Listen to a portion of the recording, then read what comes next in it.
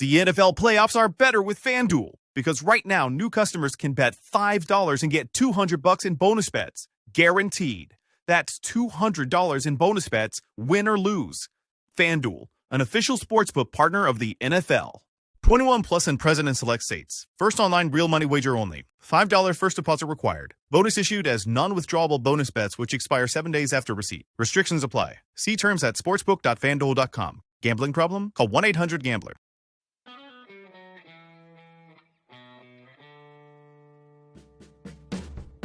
Hello and welcome to the Oregonian Sports Podcast. I am one of the members of this cast, Bill Oram, joined by the other Brenna Greene. Brenna, this is the day you've been waiting for. Oh, it is. Because today is the day that we can actually talk about your alma mater, Gonzaga University, and it is relevant to the conversation. Okay. Okay. The Zags. As you can tell, I'm excited. Let's do this. The Zags are coming down to play Oregon State on Thursday. WCC matchup. Two of the better teams in the WCC. The best team in the WCC, and then one of the other better teams in the WCC in the Beavers. We can touch on that obviously later. This game is obviously a bigger deal for Oregon State than it is for Gonzaga, simply because hey, the Beavs are going to pack that place. They're going to have Gil full. Which is always fun when it is. I mean, people talk about the advantage that Gil Coliseum is when it's full. Beavers and Zags haven't played in 34 years. Beavers own the all-time series, something like 25-2. It's crazy, but only because. And I was looking at this earlier, and I'm writing something about it today, so it'll be up by the time people listen to this podcast. But yeah, you know, since they last played on January 7th, 1991, the Zags have won 905 games. Have gone to 27 NCAA tournaments, including the last 26. They've had 12 first-round draft picks in the NBA. The last 9 Sweet 16s, going for their 10th this year. And the Beavers, you know, it hasn't all been bad, right? It really hasn't been all bad. But like most programs in the country, have not been able to achieve that level of consistency or success because very few programs have. But it's interesting. It's an interesting moment for reflection, I guess, on Oregon State basketball and this new era we're in. I find it kind of humorous that in the last year plus, Oregon State joined the WCC and Gonzaga joined the Pac-12. But they're still. But what I will say is that Thursday is the beginning of regular matchups between the Beavers and the Zags. The Zags are going to play at Gill now every year going forward because it's going to be a conference matchup going forward. I think that's cool. I think it's significant to the Beavers. I did talk to Wayne Tinkle about it a little bit. And, one thing he said that I thought was, telling about the way, they view this is that, having Gonzaga as a conference opponent is, potentially going to help make up for the loss of some of those rivals in that history and the, some of those top tier matchups that you got in the Pac-12. So obviously, like I said, probably a bigger deal for the Beavers than it is for the Zags at this point, but I still think it's cool. Wayne Tinkle, a Spokane high school graduate. So. There's so much great history between Wayne Tinkle and the Zags too. I assume you know all of this. Yes, I do. But probably. Maybe not. But Wayne Tinkle's dad was the dean of students at Gonzaga in the 70s.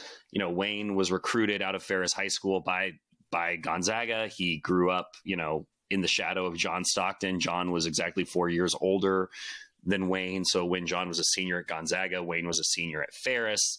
Wayne would play in the open gyms that John would organize, and would hang out with John Stockton. So what a great mentor to have when you were a high school player preparing for the next step in your own career, which for him was making the very good choice to go play at the University of Montana. But see, we can all work our alma mater into the conversation. Yes, we can. We've done it. We've hit the bingo card. Brenna and Bill double. Also, why is this podcast not called Airbnb? Would we get sued for that? Probably. Okay. I don't know. We could just call it B&B. Yeah, but I like the Airbnb because we're broadcasting, not in a traditional sense, but it could be Pod B&B. Pod B&B? That's not bad. I don't know. I wouldn't be upset with that. It's something.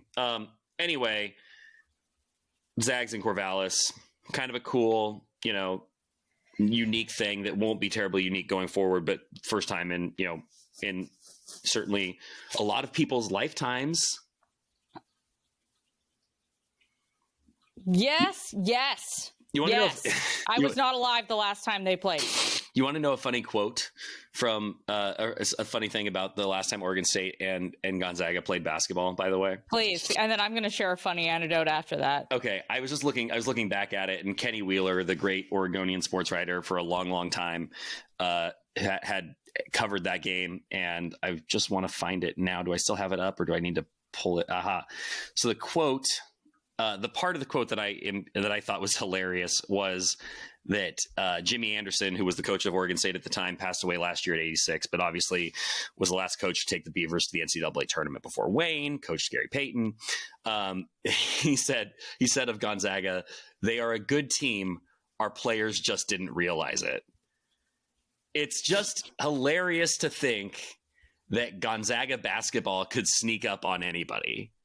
And it tells you what a different time we are talking about there versus now, where Gonzaga hasn't snuck up on anybody in 25 years. So I thought that was humorous, but obviously also spoke to the time we were talking about when these teams last met. Go with your funny anecdote. I was just going to say that my station in Spokane was literally right next to the high school that Wayne Tinkle went to, Ferris.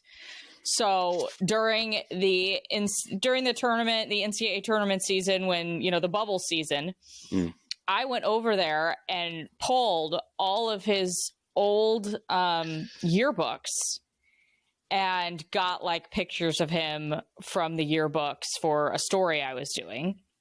I think it was just about like Spokane connections in the NCAA tournament or whatever. So I can relay to you that Wayne Tinkle said he wanted to be Hugh Hefner when he grew up. So he's got the hair is kind of worked. I mean, he's got like the shock white, hair. Yeah. Like we just need to work on his wardrobe a little bit, and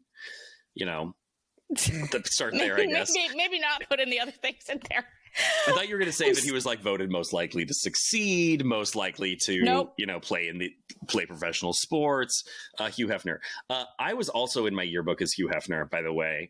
But only on, I think we'd have to pull this like a high school yearbooks. But I'm pretty sure, that on one of the days of Spirit Week, I wore a bathrobe and had a pipe and was Hugh Hefner. I don't remember which day it was, but it most certainly wasn't like Hero Day or anything like that. It wouldn't have been that one. Yeah. Yeah, well, anyways, that was a hilarious discovery that that Wayne Tinkle said he wanted to grow up to be Hugh Hefner. So, things have changed, but there was some great stuff in there. Anyway, so yeah, journalism. There you go. So before we started recording this podcast, we were talking kind of through some of these topics today, and there is suddenly quite a bit going on, like for, what's kind of a dead time of year, or mostly only a college basketball time of year. Suddenly kind of a lot going on. And I think, obviously I do want to talk about Oregon State and what's happening down there with the football program. But you asked a good question, and I'd like to throw this back to you. Yeah. Monday's the national championship game. And I would think that Oregon fans have maybe disconnected from college football a little bit, to a certain degree after the Rose Bowl shellacking, maybe. But sure. But like from like this current season, right? Yeah. So you get Ohio State and Notre Dame in the national championship game in Atlanta. Obviously, a lot of Oregon fans thought that their team would be at that game. A lot of Oregon fans had tickets to that game. Maybe they're still going. I don't know. Maybe there's Oregon State fans still going. If you're an Oregon fan who bought tickets and is still going to the national championship game, email me. But seriously. But who should Oregon fans, or who do you think Oregon fans will be rooting for in this game? Do they want to see the team that beat them knocked out and get revenge? Or do they want to be able to say they're beaten by the best? If you're a Duck fan, are you rooting for Oregon State, Ohio State, or Notre Dame on Monday? Brenna, put on your Oregon fan hat, your best Oregon cosplay, and tell me. So I think that my thoughts have kind of changed even since I posed this question to you, because I did a little rudimentary research here. And, one of the big talking points after that Notre Dame game is that, oh my gosh, they're going to pocket $20 million to themselves. So I was like, how much money do you make if you win the national championship?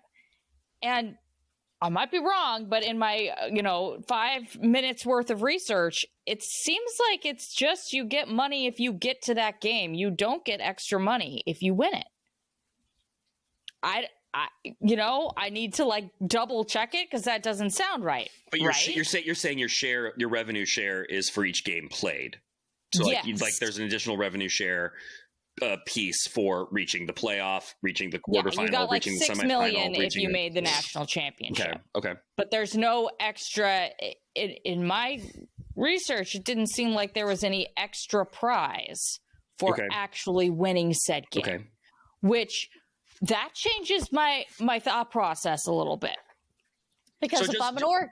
So just to be clear, if Ohio, if there was $100 million prize to the Big Ten, if a Big Ten team wins the championship, Oregon would be entitled to its 1/16th share of the $100 million, right? Yes, the made up $100 million.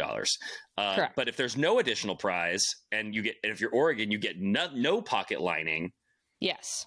Then your thought changes. Okay, now continue. Sorry, I just wanted to talk. Yeah, you gotta think about the money first and foremost, and also I think it's something that is even more consequential than actually the money that Ohio State would bring into the conference, because you talk about how it's going to get divvied up and it's going to end up not being that big of a chunk of change. I mean, sure. it's a large chunk of change to you and I, but probably to athletic departments it isn't. However, Notre Dame having $20 million now, that's substantial. Okay?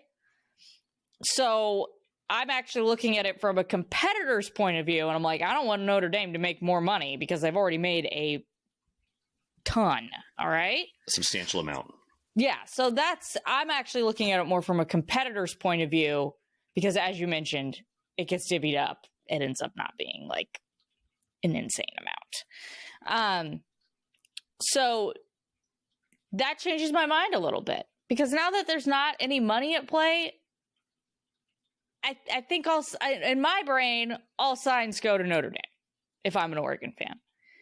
And I know that traditionally, I am someone that roots for the team that beat my team, because I want to at least know that I lost to the best. At the very least, look, that was the best team in the sport that year. Okay, cool. I can live with that, which I do think it still is a very valid argument to make. But for me, I see this. First of all, it's like, it's so fresh to being conference brethren that it feels a little weird still to root for Ohio State as a conference mate. If I'm just looking at it from like an Oregon fan's perspective, it's like, I guess we're in the same conference. Okay. And also, but at the same point in time, I feel like over the last few years, regardless, because of what happened in Columbus a few years ago, I do feel like there's been a little bit of a rivalry seed planted here. And, you ask me, okay, this is a perfect example. Last year, UW is in the national championship game. Last year was an impossible position because I grew up an Oregon fan, right? So I'm like, do I root for the Huskies? Whoa. Or do I root for a Michigan team that cheated? Okay. I ended up saying, I guess we'll do Michigan because I just can't root for UW. So I'm just thinking about this through an Oregon fan's lens. It doesn't really feel like they're a conference mate, and yet it kind of is starting to feel like they're a rival. So I think I got to go to Notre Dame. Now, personally, this is also an interesting personal question, okay? This is actually fascinating. Personally, two things. One, I am Catholic, so I guess we'll go for the Catholic school. All right, cool. Great. The second thing is this. I have a news director who is a Notre Dame grad and a Notre Dame fan, but my general manager is from Ohio and an Ohio State fan. You know, I got to think about these things, right? Very serious stuff. But I think I'm still falling on the side of Notre Dame. So, what say you? Okay, so for me personally, I'm always drawn to an underdog, and Notre Dame is like, you know, a touchdown and a half underdog in this game. I think it's like 9. Yes. But, so, you know, which it's funny because it's like 3 times the line that Oregon faced against Ohio State. If Oregon fans are picking a side going into this game, I think a lot of games when you don't have a vested interest, you just kind of watch the game and you kind of develop a side as the game unfolds. Like when you go into a game as a bit of a rooting agnostic, you find yourself leaning a certain way as the game unfolds. At least I do. You know, in the sense that I even care, but like you start watching a game and like you just sort of find yourself being drawn to one of the sides, I think. I think if you're an Oregon fan, there's a lot at play here. There are layers. Yes. If Ohio State wins the national championship, you beat the national champions in the regular season. You were better than them in one matchup. Now, obviously, you got smoked in the other one, but you can credibly say that you beat the national champions. You can use that in recruiting. You can use that in bar arguments. There's obviously the flip side of the second matchup. Do not get me wrong. But also, if Ohio State does to Notre Dame what it did to the Ducks, it just further validates the season Oregon had and just points to Ohio State as an unbeatable juggernaut and buzzsaw in this college football season that was awakened by the Michigan loss. So I think that the answer is the Oregon fans are going to be rooting for Ohio State. So, you know, hey, we got pulverized by this team. They might as well go all the way. That said, like, I don't know. I think back to being a kid, like probably like the most formative sports fan experience of my life, I think, was the 2000 conference finals when the Blazers lost in 7 to the Lakers. I didn't watch the 2000 finals and say, I sure hope the Lakers get their championship. At that point, I hated the Lakers. Yeah. Like Kobe and Shaq were haunting my dreams. Brian Shaw was the enemy. So the idea of like turning on the finals and being like, go Kobe, go Shaq was not going to happen. And so it probably is a little bit of a personal preference. Like, you know, like Ohio State, no, screw those guys. They knocked us out. Maybe there's fans who don't want to see Chip Kelly get a championship. You know, maybe there's fans who do want to see Chip get a championship. So I think that there will be a bit of a split among Oregon fans, but if it's me, I think that, you know, the rivalry with Ohio State that you're talking about, that I agree is taking shape, is not so intense and visceral that Oregon fans can watch that game and say, hey, Jeremiah Smith's the best player in the country, best receiver in the country. Feel good about him getting a championship, you know, and boom. I also think that Oregon fans, despite the showing at the Rose Bowl, probably still feel like maybe they would have beaten any of the other teams in the field that, you know, and so if that is something that is giving an Oregon fan comfort, like, hey, the Ducks would have beaten Texas, the Ducks would have beaten Notre Dame, the Ducks would have beaten Georgia, they would have beaten Penn State again. Ohio State bullying Notre Dame the same way they have basically, you know, everyone except for Oregon and Eugene and Michigan goes a long way, I think, to kind of maybe putting at least a little bit more of some sugar on a season that, you know, ended with a pretty sour taste. Yeah, I think for me, like I have extensive experience in this category as a Gonzaga fan because Ding, we got there. I said we could talk about Gonzaga because it was relevant. That didn't mean you had carte blanche to talk about Gonzaga and try to make it relevant and connect it to all topics. Well, I am in this one because, I definitely have adopted the policy of rooting for the team that beat my team, especially after, having to cover it for 4 years and being like, well, if they win, I keep going. If they lose, I get sent home like them. So, I know what it feels like to be like, well, I hope at least they're losing to the team that eventually wins it all, because then I'll feel a little bit better about how everything goes. So normally I am of that mind. It's just this one I have, I think there are some other things maybe at play, but I can totally understand Oregon fans having that mindset because, 2019? Yeah, 2019, Texas Tech beat Gonzaga. They ended up making the national championship. I was like, okay, I feel a little bit better, that sort of thing. Now, a lot of times it doesn't end up working out that way. And the team that they played loses the next round, and you're like, well, that's great. Awesome. You're like, well, what could have happened if we would have won that game? But I don't think that's the situation here. So I can totally understand in Oregon fans' mindset of let's just root for Ohio State because then I feel better about how this season ended. Also, I've been there. Also, if Ohio State wins, it will just further validate the outrage over the seeding and the system that was in place. And I don't know what is gained from belly aching about that anymore. I think it's been pretty clearly established that Oregon,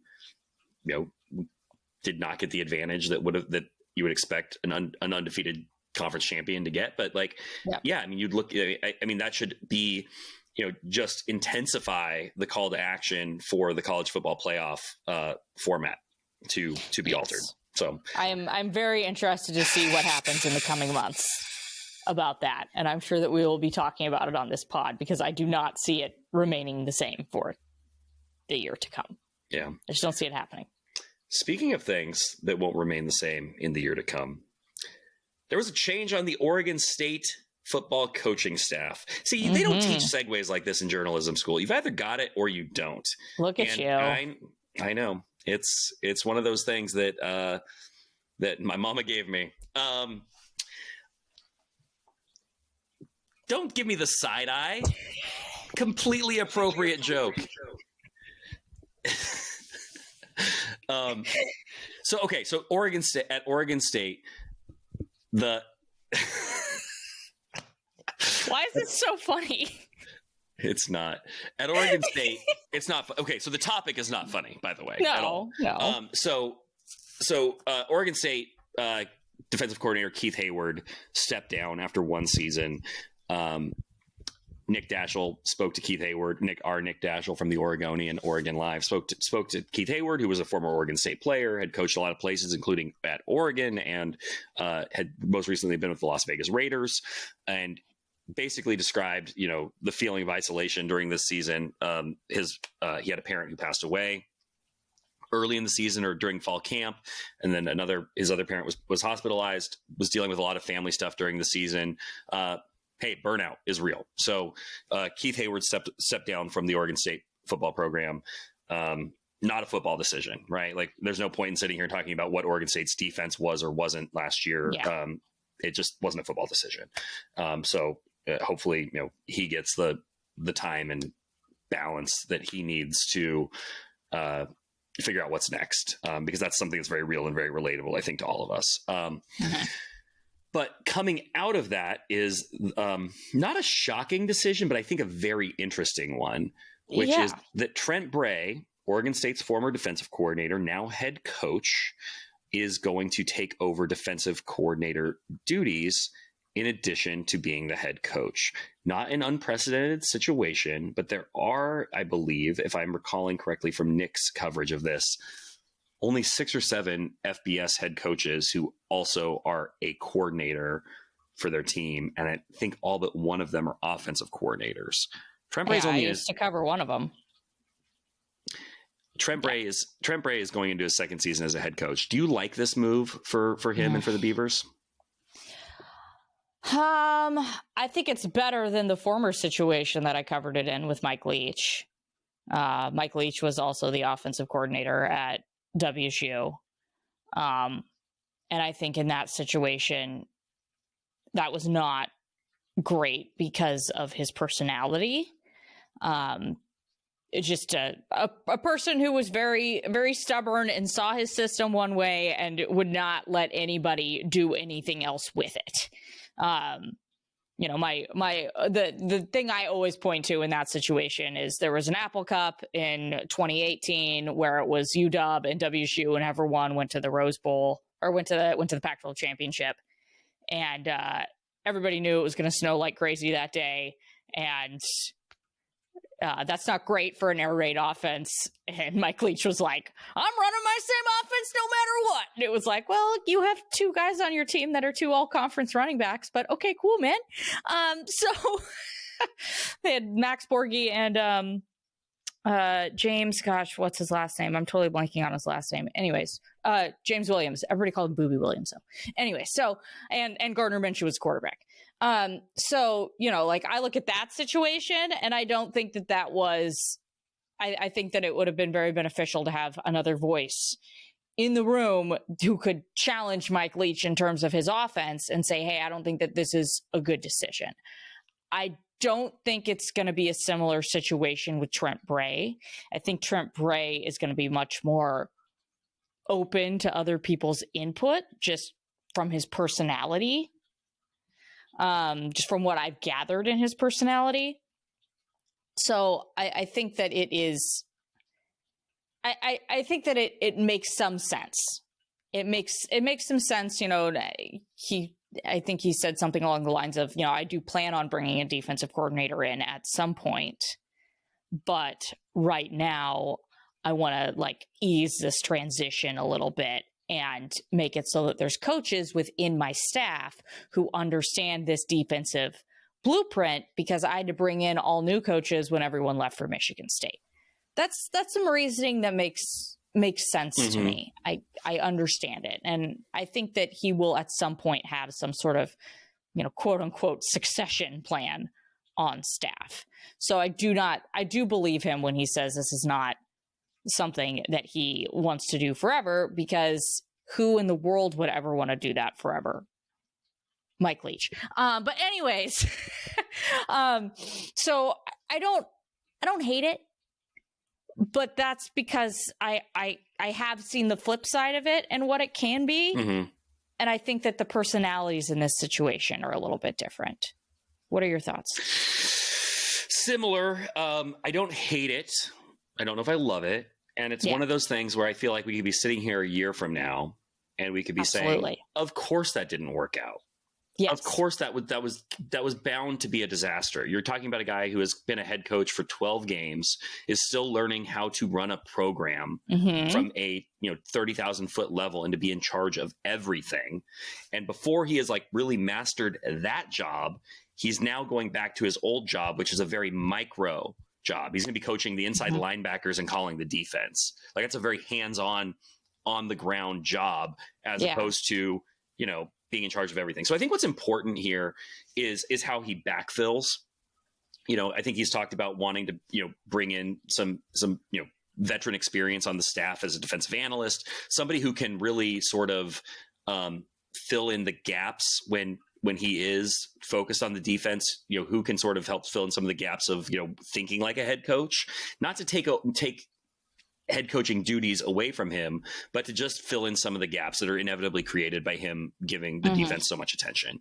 So I think that what happens next here is really important. I do understand the wisdom of, okay, you've got an opening and you want to hire the best possible person for this job. Well, the best person probably is Trent Bray. He probably is the best defensive coordinator within I would probably say within a several 100-mile radius of Corvallis, because I would include his counterpart in Eugene at this point as well. So the question really becomes, how is his organization? How is his mental organization? And how is his ability to sort of juggle those things on the sideline in a game? And we just don't know the answer to that yet. I see obvious pitfalls with it. But again, it's not unprecedented. Trent is learning how to be a head coach still. I think it's fair to say he's not learning how to be a coach still. I mean, this is something that is in his blood. He grew up around it. He watched his dad. He was on the sidelines with, whoever, the whole host of great coaches growing up. So I think that there's some wisdom here. And I think I'm okay giving it a chance to see what happens. I said this going into last year too, or this most recent season, but the schedule lines up really well for the Beavers next year. They should be able to get to bowl eligibility with me calling the defense. You've got teams coming in that you've got a fairly light schedule. It's a non-conference year. You're still kind of hobbling it together. I'm not trying to say next year doesn't matter, because that's not true. It all matters, especially as you're trying to sort of kind of, pick yourself up off the mat if you're Oregon State. But I do think that this year is still a transition year. So I feel like it's an okay year to find out if this is going to work. One of the things that you worry about when a coach has to essentially report to himself is whether he's going to hold himself accountable. And if it's not working, if he will have the wisdom, foresight, strength to say, hey, I'm not the best guy for this job anymore, and I'm going to go get someone else. That's all stuff that remains to be seen. But I would say, Trent Bray as defensive coordinator at Oregon State was almost unimpeachable. His defense was always ready. It was one of the best coached and most creative defenses on the West Coast. So if that's what it's going to be at Oregon State, and he can manage his duties as the head coach, which is his first and foremost, his primary job and his primary responsibility, then it should work. And I think it's great, but I don't know. So I'd say cautiously, I approve. But I will not be surprised. Cautious approval. But I would not be surprised if we're sitting here a year from now and saying everything I started with, which is, that's too much for a guy who's still learning the ropes of his primary job, and the reason he gets paid, $2+ million a year. So I think it's really interesting, though. I think it's a really interesting development. The Beavers did have a lot of problems last year, kind of all around. It's hard to know how much of that is coaching and how much of that was, talent. But there was so many moving parts when it came to the roster last year. Injuries. And then injuries, particularly on defense, right? Yes. I mean, offensively, I'm actually willing to hang more on the coaching, because the injuries, yes, I agree with you. Jam Griffin, significant, but you had other options in the backfield and one offensive lineman. Otherwise, the offense was relatively healthy last year. The defense was hammered by injuries, and that's not on Keith Hayward. So, going to be interesting to see what happens. Obviously, there's a long time between now and the season opener for the Beavers. Long spring. So, I think it's reasonable to take a wait and see approach. And I know that's not our usual, that's not what we like in sports, right? We don't like shades of gray. We want a verdict. And I see how Trent arrived at this decision, and I can see how someone might have been sitting in his office and saying, Trent, I don't think it's a good idea. And one of them is going to be right. We'll find out. Yeah. Yeah. You make a very good point of somebody learning how to be a head coach and now adding more responsibilities onto their plate. Now those responsibilities have already been mastered at that particular place too, which is good. It's not like this is an unfamiliar setting to once again be putting yourself into that role. But being a head coach is not easy. It's a lot. It's, a lot of being a head coach is delegating. Mm-hmm. And this is the opposite of delegating. That's so well said, Brenna. I like that so much, because if being a head coach is about trusting your people, hiring yourself for a direct report job could be seen as showing a lack of trust in other people and being a micromanager. But again, this is not an unprecedented thing. Other coaches have done it. Other coaches have won in this system. So it's, you can argue it all sorts of ways. And I think that the proof is really just going to be in the pudding. Yes. The proof is going to be in the other team punting. Does that work? Sure. That was a little bit of a stretch, but I enjoyed watching you stretch. Punting. The proof is in the punting. Punting. Brenna, I have one more topic I'd like to hit before we depart. this wonderful podcast time we've spent together. And so that is lovely. ye old Portland Trailblazers. Big time loss against the Brooklyn Nets on Tuesday night. If you are a Tankathon watcher, you understand how important that was because the Blazers and Nets were tied in the tanking rankings, the trankings, if you will. Will you? You're really on one today. 3 cups of coffee and no solid food yet. So. Oh, well, okay. Now everything makes sense. In the trankings, we've talked about the need to lose, blah, blah, blah, blah, blah, blah, blah. Not what I'm interested in today. What I'm interested in today is one Sterling Scoot Henderson, who against the Nets on Tuesday, January 14th, shot 13 of 18 from the field, 8 of 10 from 3, had 6 assists and 2 steals, and scored a career-high 39 points. I am pretty much on the Scoot Henderson is I don't want to say bust. I think it's too soon to say bust. But I think Scoot Henderson is a disappointment. I think the start to his career has been disappointing, and he's kind of the way that he has played and the way that he has performed is the sort of start to a career that does not bode well for him actually panning out as a cornerstone of this franchise. How's that for like a word salad to avoid saying bust? But second year, he's 20 years old. We'll see. What do you take away from a game like that? Like, do you look at him having a career high 39-point performance? The Nets stink, but it's not like they're helping the ball go in. I mean, he did shoot 8 of 10 from 3. Do you find this as the arrow suddenly pointing toward success for Scoot? How much stock do you put in a single performance like this?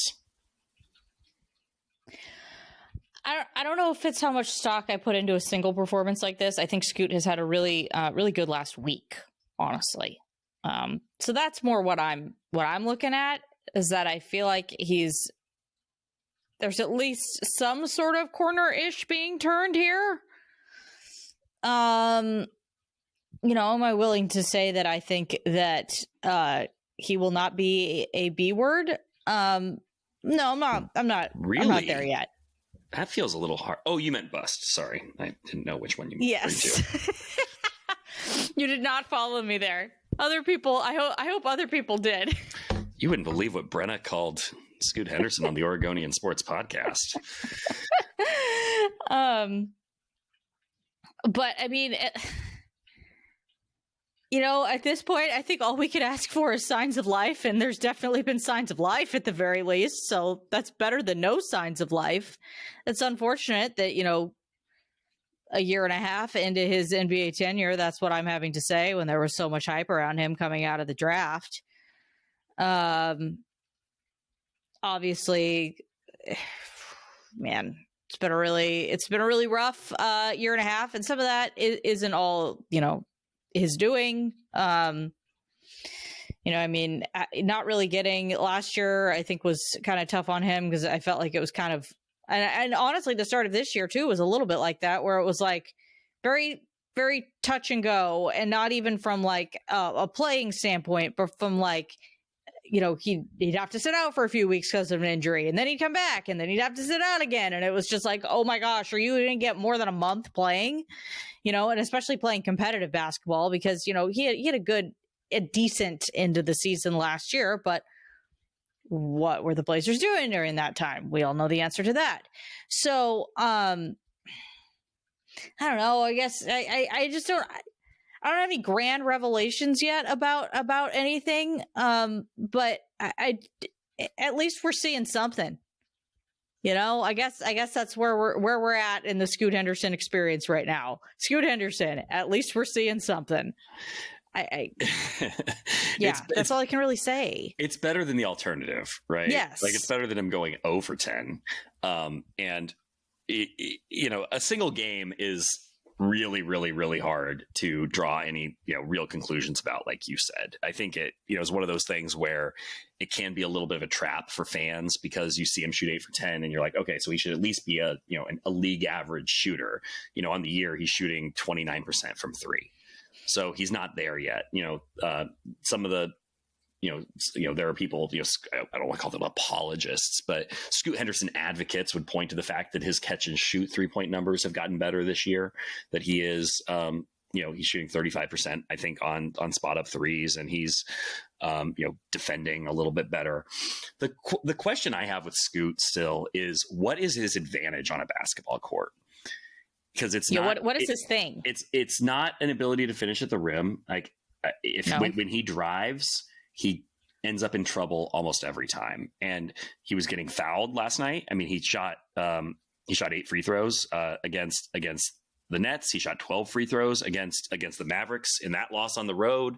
So it's like, maybe some signs he's getting a little bit better at getting to the rim, getting to the line. But like, you see him drive and defenses collapse on him and he has nowhere to go. And it's either a turnover, a wild shot, or he gets bailed out with a foul. And so, that's still a work in progress. His advantage is not his quickness. I mean, I think you'd say speed, but like that really is only helping you if you're able to finish at the rim. And it's not shooting. It just isn't. And and at this point, he is an NBA guard. He's one of the, let's say, 500 best basketball players in the world. Professional basketball players can get hot and have big games, and feel like, the rim is, the size of the ocean. And so I think that was the kind of game that Scoot was having. You take it as a positive, of course. And like the fact that he has now had the experience of like seeing the rim that well and having that kind of night, like, can only help him. But by the way, what was funny? I saw this on House of Highlights, and I don't know if other people had it, but do you know when he scored his previous career high of 33 points? Did you see this? I do not know. It was January 14th, 2023. Wow. So it was his rookie year. On the same day, he scored his career high at the time of 33 points, which is now missing. Which was against Phoenix in another loss. A blessed day. But in that game, I would also say it's like he shot the ball 31 times. So I'm not. That game was I'd have to look at the full box score to see who played. I'm not going to go to those lengths at this exact moment, but that was a Scoot show game that I don't remember off the top of my head. But 33 points on 31 shots is not good. 39 points on 18 shots is good. So I think you'd have to say that offensively, Scoot had the best game of his career against the Nets. Like sometimes, those scoring numbers can be a little misleading. Like Scoot played a really good game against the Nets. It was fun to see. It was fun to see him, get confident and knocking shots down. I mean, he was working in the mid range. Obviously the 3 was falling. It was fun to see, but boy, does he still have a long way to go. And, I was thrilled the Blazers drafted him. I thought that he was, going to be a game changer of a player for them to build around, if not, a piece. He certainly hasn't been that. And that's been, I think, a huge point of frustration for Blazer fans. And when you look at where the Blazers are and where they're going relative to at least where, I think fans would hope that they were going, I think that the biggest difference, the biggest separator is Scoot Henderson not being a star. Because, the losing right now isn't that surprising. You're built around young teams. Your books aren't really lined up right. You have, Jeremy Grant, DeAndre Ayton still really out of place on this team. There's a lot of work to be done with the roster, but that's sort of to be expected. It's all okay when it's like, you have the next wave of talent and players in place. And with that pick, that's what the Blazers were supposed to get. That's what they thought they were getting. And they don't have it yet. And, he's still young. He can still be developed. I mean, there's still a lot of coaching left in his future, but he's got almost 100 games into his career, and we're getting to the point where you can start making some conclusions. And of those almost 100 games, there have been a whole lot more that looked nothing like last night than offered even a hope that a night like last night was possible. Yeah. I will add that Chauncey Billups did say post-game last night that Scoot was coming off potentially the best practice of his career the day before. Love a good practice endorsement. So I guess it's good that it translated. I don't know. Again, it's better than the opposite. Yes. And listen, I mean,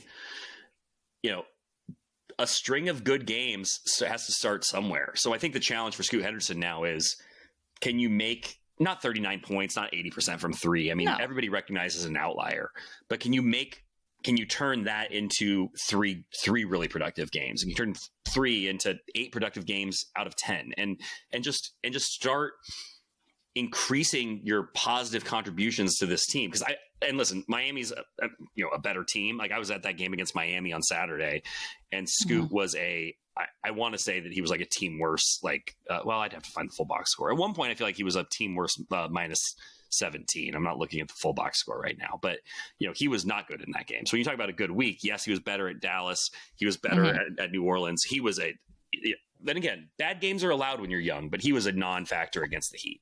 So, all things to continue to monitor, but Scoot Henderson, with the amount the Blazers have invested in him, and the amount of sort of, what's the word I'm looking for? There's sort of the fallout from the decision to invest in him. Organizational equity that you've put into him, like your hopes and dreams, like your equity of ambition, maybe, into him, like him paying off and panning out is so important. And it just looks like, there hasn't been a lot of evidence of that happening. So it was nice to see a night where you're like, oh, he does look like a good basketball player. He does look like an NBA player, because a lot of this he hasn't. So, Brenna, we're going to leave it there. We can go a little shorter. I mean, it's the quiet time. It's the quiet time of year. It's January. It's a good time. It's almost time for some spring cleaning around the house. Maybe throw out, go through the wardrobe, make some donations. What are we doing here exactly? We're ending this podcast we can go do other things. Yeah. Okay. But I would like to thank you, as always, for the time. Are you going? I get the sense you're not going to Corvallis for the big Zags Beavs showdown. No. Okay. No, actually, I have to sideline that day. So, nope, I will not be there. For the Pilots, you'll be on the sidelines. Yes. On the CW for the University of Portland basketball game. Yes, but I will be on the sideline for the CW the next week for the Portland Gonzaga game. So, very, very cool. So I get to do that one at least. Listeners of this podcast will know to look for you there. Continue reading our coverage in the Oregonian. Brenna, of course, a fixture on Coin 6 and a fixture on this podcast, and always appreciated. Brenna, have a great weekend, and we'll talk soon. Sounds good. Bye.